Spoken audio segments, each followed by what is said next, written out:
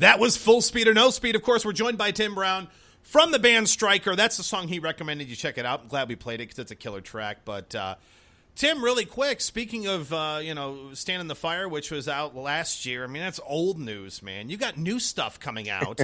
February 24th. Is that it, or what date is it again? That's it. That's Sweet, it. man. New album comes out February 24th. Tell us a little bit more about the new album and what can fans of the band expect and what can newbies also expect to hear when they check it out. Well, I think it'll be a nice treat for both fans of the band and people who've never heard it before. We started working on this album we started working on demos right after we got home from our last U.S. tour, actually, which ended in June, I think. End of June, so we were probably working on demos in, July. Is when we started working on demos. We had some time off, and we're like, well, either get busy living or get busy dying. So we're like, fuck, let's just start a new album. So that's kind of what we did. Wow. And we were lucky enough to get some tour offers, some pretty kick-ass tour offers in Europe. And originally we had a tour, instead of the Sonata Arctica tour, we had a tour with a different big band over in Europe. But that tour was supposed to be in November, December, and then we would do the U.S. tour right after we got home from that. So our original plan was, okay, let's write the songs before we leave on tour, and then after we get home from the United States, we'll start recording. And then, unfortunately, that first European tour fell through, and immediately after that fell through, we got the Sonata Arctica tour offer, and we're like, well, shit, that's a pretty sick tour. And at first we said, hopefully we can get our pre-order campaign started for the Sonata Arctica tour. And then, one of our promo guys was like, no, you guys need to have a full-length album done and out by then. And we're like, shit, that's cutting it close, because, I mean, we only started working on stuff in July. I don't even think we had the tracks finalized until October. I think October 1st, we finalized everything. So, I mean, we kind of just, I wouldn't say scraped it together, but we're always working on music and stuff. But we were very proud of ourselves in that we were able to put something together in this amount of time. But for this album, this is our fifth album. We've kind of been around the block a few times, so to speak, for songwriting, and we really wanted to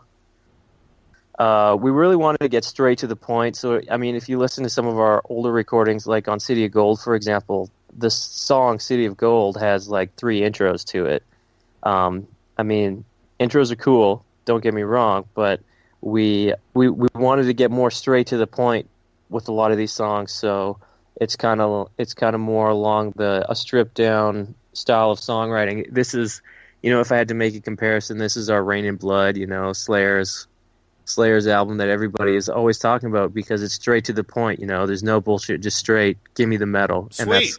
And that's what this album is for us. With this album, there's we've been refining our craft a lot, and we've been really working hard on songwriting. So there's a lot of the instead of throwing down a bunch of songs, we're like, okay, let's keep it short, let's keep it focused, and let's make it the best it possibly can be. So I think there's a good range of kind of the classic Stryker sound on there, plus we also have some newer stuff that's more modern sounding, that's more, I'd like to say, cutting edge.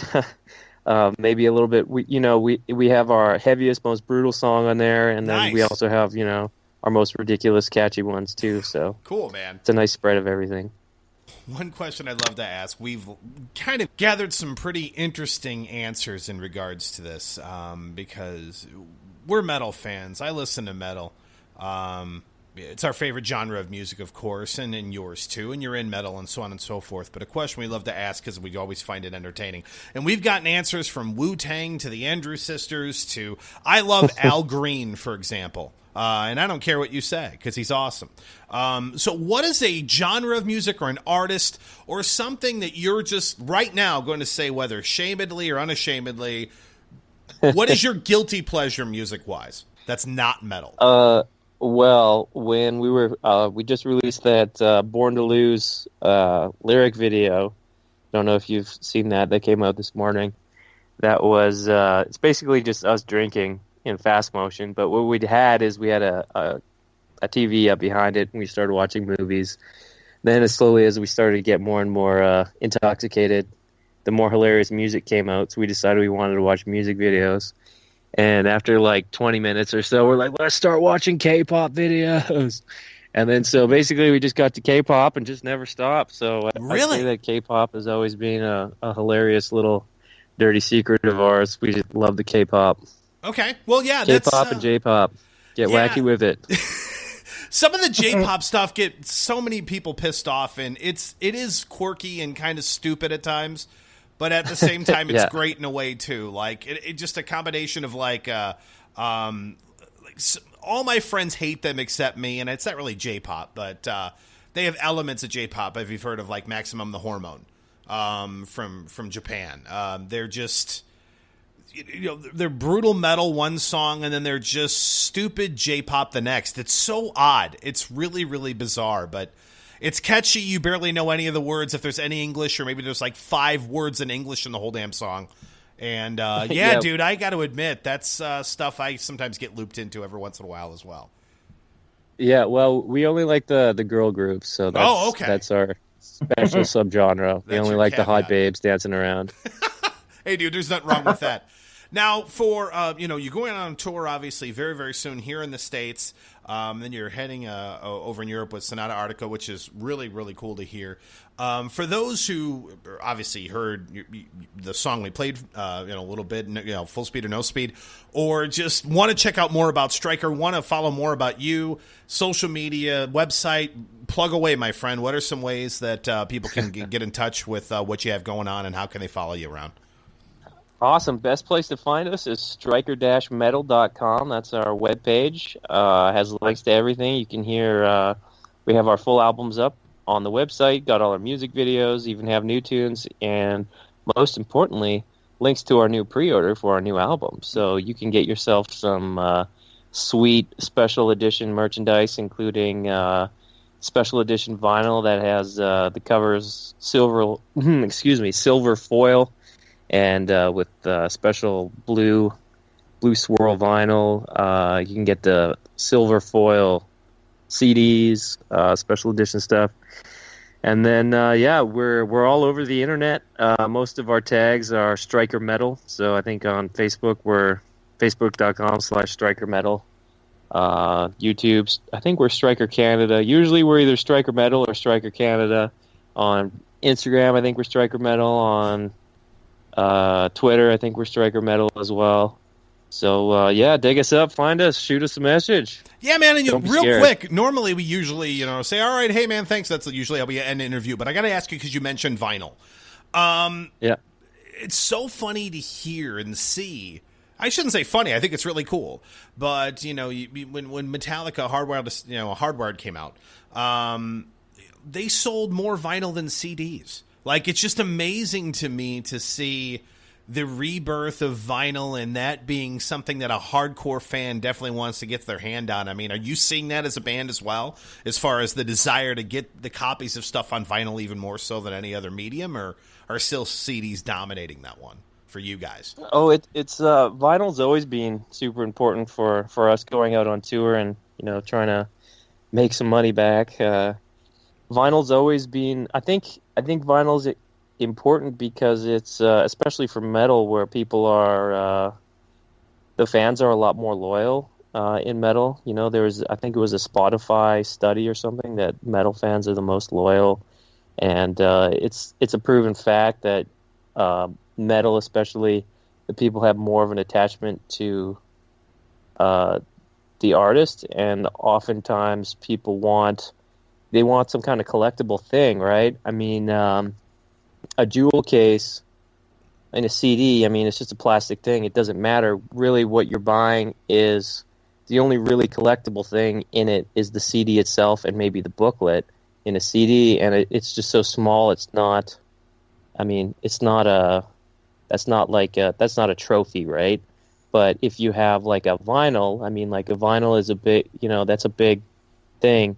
It's actually physically large, and instead of just a cheap disposable plastic jewel case, it's the cardboard sleeve or the gatefold or whatever it is.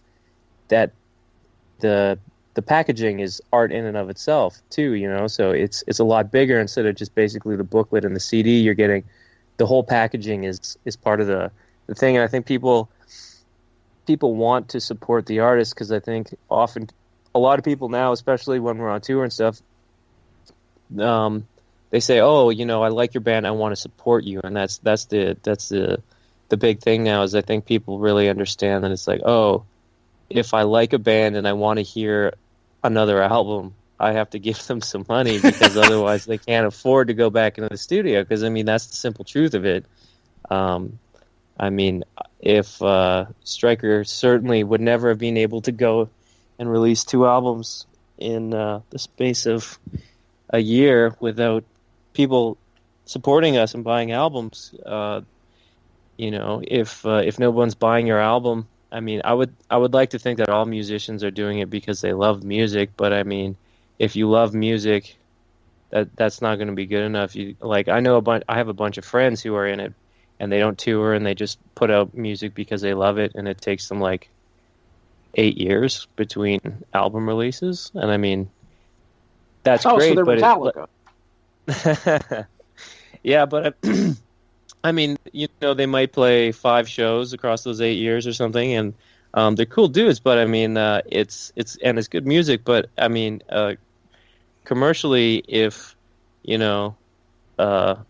if you want to hear more of something, you just have to go and support it. I mean, to be fair, Metallica's always out on tour, and they're always doing something, right? But if you want to hear more of something, if you want a band to be prolific in any way, you got to go and lend a hand. I mean, all your favorite bands, whether they're on tour or they're releasing albums, or even watching their videos online, it's helpful. Listening to them on Spotify, doing whatever it is, it all helps out in the end. So. Cool, man. Well, thanks again, Tim, for joining us. Of course, Tim Brown from Stryker, killer band, great stuff. 4 albums already out. 5th one, of course, will be out very, very soon, February 24th. Make sure you check that out. Pre-order the album if you want to, stryker-metal.com. Follow them on the social media, all the stuff that Tim just mentioned a little bit ago. But, Tim, can't wait to hear the new record, man.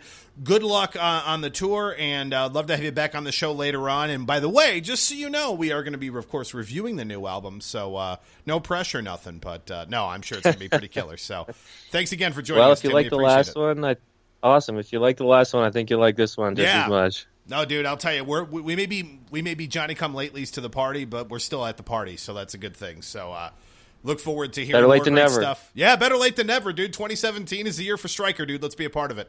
Thanks for being on the show, man. We appreciate it. Thanks a lot. Thanks, Tim. Thanks, Tim. Cheers. Hey, this is Eric from Undrask. And this is Steve, the best member from Undrask. And you're listening to... This is Eric, clearly the best member of... This is Aaron, and I'm not in the podcast, but I'm definitely the best member of Undrask, and you're listening to According to Metal. That puts this episode of According to Metal podcast in the books, and I know what you're thinking. You're going, where's Triple B at, man? That's why I listen. We get it. One thing, however, we want to make sure that we do when we try to do a better job and have random ADD moments throughout to try to minimize the length of every episode. A lot of episodes recently been going like over 2 hours, and while we love you and appreciate that you listen to every single minute of According to Metal goodness, we don't want the episodes to go longer than that by any means. And so because we had not only Tim Brown earlier on in the podcast talking all new Stryker and learning more about their band, Lacy joined us talking 70,000 tons of metal. We did 3 reviews, we did news, and we're out of time. But don't worry. If you subscribe to the According to Metal podcast, and you do, damn it, Triple B is going to be a separate segment that you can still be able to hear the best, the biz